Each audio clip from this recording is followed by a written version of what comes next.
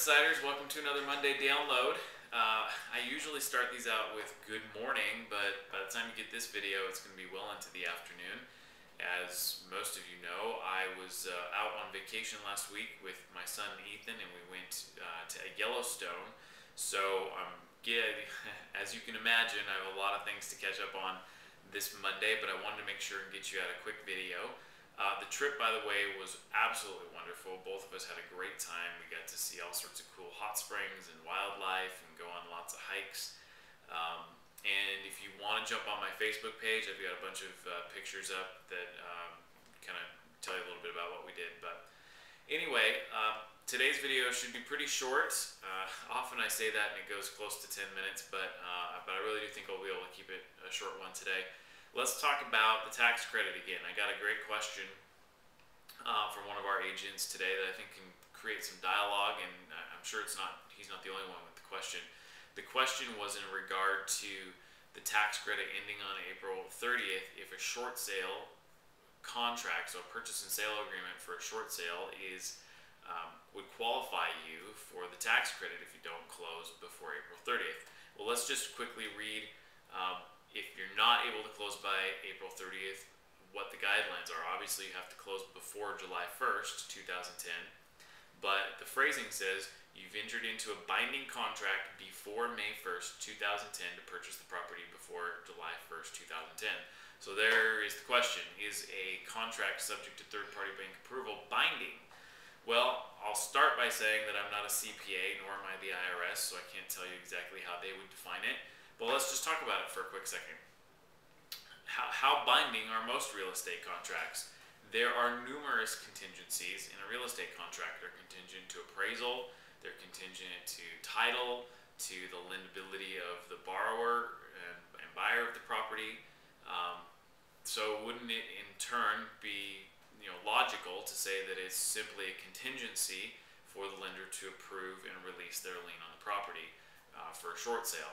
That's my position, is that it's simply just another contingency. If you want to be maybe a little safer, you might want to, in your purchase contracts, make sure it says contingent upon third-party lender approval of a short sale rather than subject to. Maybe that would make it a little more clear.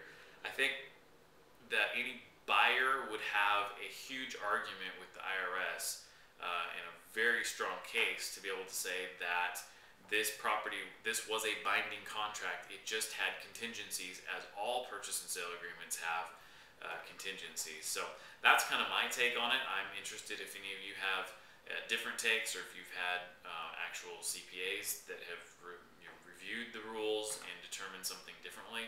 But I think that you would have a real hard time proving to me that you're not in a binding contract. It's a mutually accepted contract. It simply is contingent upon a bank approving the short sale. So that's kind of my opinion.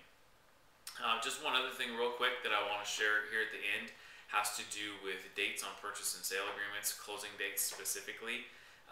There are three big lenders that we're starting to see them come back to us and say, hey, we're outside of the agreed closing date on this purchase and sale contract.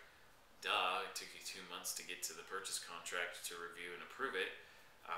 But that's beside the point. It's not their fault. It's, of course, everyone else's.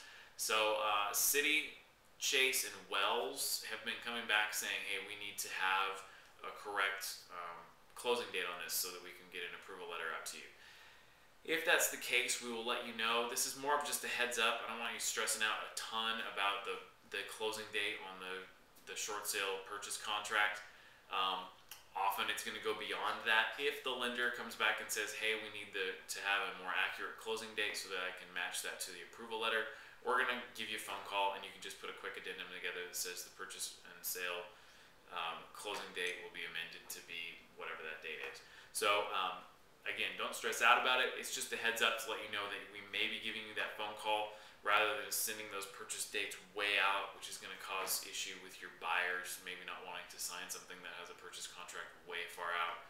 I think that it's best for us to just let you know if a specific lender wants that in an addendum format. So there it is. It actually was a pretty short video today. So this Wednesday we have our conference call, so block that out, 1:30 Pacific time, to jump on that conference call, do some strategy with you guys and any questions that you might have. Send me questions in email ahead of time. That way I kind of make sure I have answers for them. And can't wait to get on the call and chat with everybody. So have a great week and have a great rest of the month of April. And let's get a lot of short sales in the system so we can get some approvals. All right, we'll talk to you soon. Have a great day. Bye.